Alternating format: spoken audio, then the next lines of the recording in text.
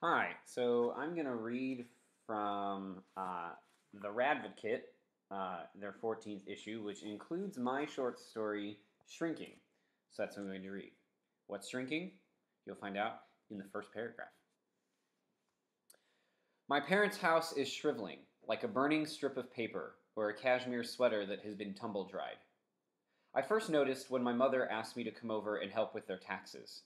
She was taking an apple pie out of the oven, and when she set it on the counter, I leaned over to smell the tartness that made my jaw tingle, and I smacked my head against the frying pan hanging overhead. Fucking shit, I sputtered, rubbing at the oblique pane. My mother clucked at my language. Since when have these things hung so low? She shrugged and handed me an ice pack the size of a dollar bill. No, no, my father said, waving a hand at me as though he was casting a spell.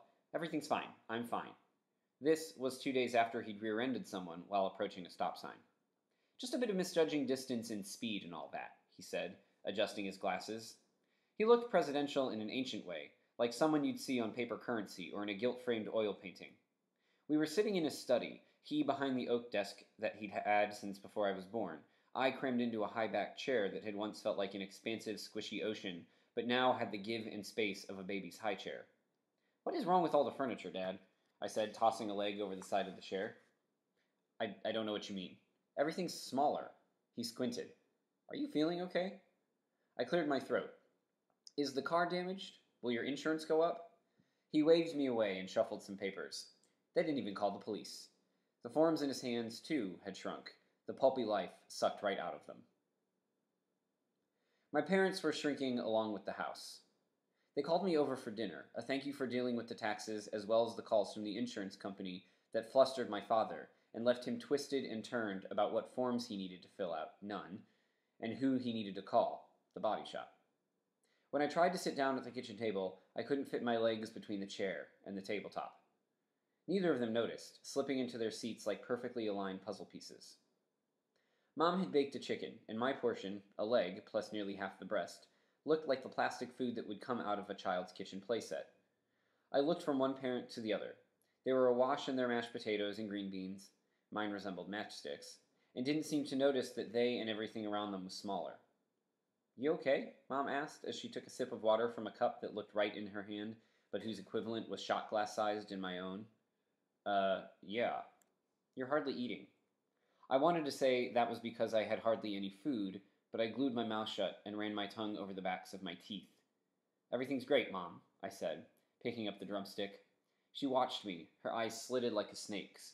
I took 2 bites of chicken, and all the meat was gone. We need to talk about Dad's driving. Mom sighed, a mist I could almost taste in my mouth. Really, Mom, 2 fender benders in 2 weeks. It was raining, and you know how hard it is for him in the rain. I just don't think he can see. I know, but... And has he been to the audiologist yet?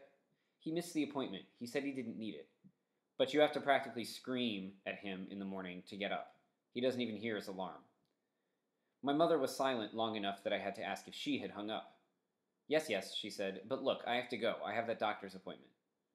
Okay, but talk to him, and let me know what the doctor says. I will. She hung up, the click echoing like a ringing bell. Part of me hoped that perhaps I was just getting bigger, even though my last growth spurt was when I was a junior in high school and suddenly none of my jeans fit. My mother was the first to notice, and she tissed at me when I didn't say anything about the fabric of my pants hovering just above my ankles when I was standing up, like I was wearing fishing waders. You look ridiculous, she'd said. We're going shopping after school. I'd been weighted down by so many bags that my arms and back were sore the next day. But it was clear that it was, in fact, my parents and their house, because the rest of the world was normal-sized. My car fit in my driveway, but I had to park on the curb in front of their house because my tires dug trenches in the yard if I tried to squeeze onto the concrete. Even the grass had been reduced to stalks the size of cat hairs, and I could barely fit my hand in their mailbox to grab the bills. The day I had to stoop to enter the garage, I called my sister. I think you need to make a trip out to see Mom and Dad. Why? Is everything okay? They're shrinking. Old people do that. No, I mean everything is shrinking. Is this one of your bad jokes I don't understand? No, it isn't. What about Mom's blood tests? White blood cell count was slightly elevated, and her blood pressure was still high, but nothing the doctor said to worry about. Okay, see? I don't think you understand. Sam, really, something's going on. I sighed. Please, come out. I'll pay for the ticket. I do not need you to do that for me, thanks. So you'll come? I said. Let me check my schedule. Hurry, I said. Who knows if you'll even be able to see them without a microscope by the time they get here. You get here. She hung up without saying goodbye. My sister moved to the West Coast after she finished college. My last image of her, a pink hand waving like a stiff streamer out her car window. In high school, we'd made jokes about whether it would be me or her checking in on them like nurses watching them grow old. For the longest time, I'd been sure it would be her, and for a while it looked that way. I moved all the way to Louisiana for a graduate degree, while my sister opted for Mizzou, just 90 miles down Interstate 70, close enough that Mom and Dad went out to see her every other weekend for lunch and to play with Wilfred, her dog. But then, when I received a job offer not 20 minutes from my parents' house, and Karen landed a big gig in Portland that was at a startup company right in her wheelhouse, the script was flipped. See you at Christmas, she'd said, slapping me on the back and giving me a wink as she got into her car to make the trek out. She was taking very little with her, just a carload of clothes, Wilfred, who was wearing a stuffed chicken's head that squeaked at every bite, and Tutu, a beloved stuffed monkey she'd had since birth. My parents stood in the grass, waving at her until she disappeared down the road. Seriously, Mom, I said, I don't think Dad realizes how bad of a driver he's become. He's always been a bad driver, she said. She was visiting my cat, an impromptu stop after a trek to the mall. I thought about giving the bathroom a quick once-over, but decided it didn't matter. But it's not the same anymore, I said. He used to deny that he was a bad driver, but he always knew. Now he just has no idea. Besides, we're not talking about being an aggressive driver. He just doesn't, see things. Or hear them, for that matter. My mother sighed and leaned back on the sofa. Here, outside of her house, she looked like my mom again. Tall, lean, with only a few wrinkles lining her swannish mouth and neck. I wondered if it was a trick of the lighting. The early evening sunlight from the patio door, paired with the peach glow of only two tableside lamps, didn't highlight or draw attention to the signs of age. Droops, wrinkles, spots, splotches. She had accordioned out back to her normal size, as seemed to happen whenever she wasn't in her house. What do you expect me to do? She said as she was leaving. Steal his keys? I don't know, Mom. I don't know. When I lived in Louisiana, my grandmother came to live at my parents' house, taking up my old bedroom. She doesn't like me very much, my mother told me. What? She thinks she could still live in North Carolina. Doesn't have a clue. Oh, you don't want to hear this, she said. Of course I do. You have to tell someone. My grandmother died less than 2 years after moving into my parents' house, a ghost of herself. Her hair shocked white, arms nothing but bones under skin the color of bleached leather.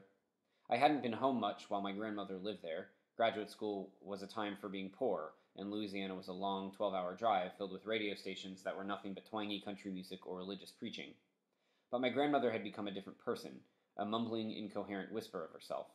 She called me by the wrong name more than once, and she didn't understand what was happening on the television, even when she watched The Price is Right, which had been her favorite for ages. She would mumble, her cracked lips wiggling like hooked worms, her voice a murmur. Everyone ignored her, like she was an expensive vase bought for the price rather than function. When my mother told me that my grandmother had died, she said it like a fact, no different than that the weather had been good or that she'd gone to see a movie with one of her friends. She told me not to worry about coming home. There wouldn't be a service. Her voice was pregnant with relief, and when I saw her next, she seemed energized, like she'd slept for days, and her lips were full and red.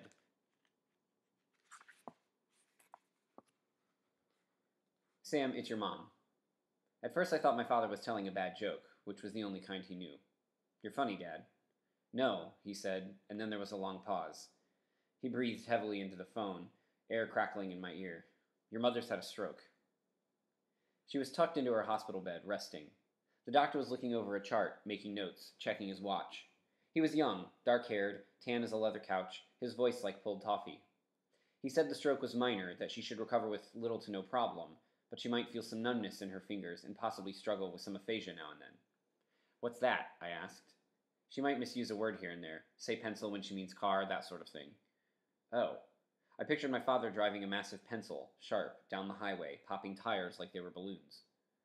The doctor nodded to dismiss himself and brushed past me, white coat swishing.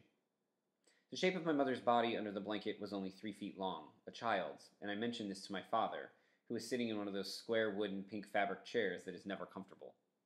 People always look smaller when they're vulnerable, Sam, he said. I sat down in the chair next to him.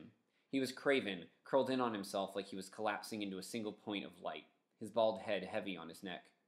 His size matched my mother's, like they were a pair. He held my mother's hand, rolling her skin under his thumb. He and I must have been thinking the same thing.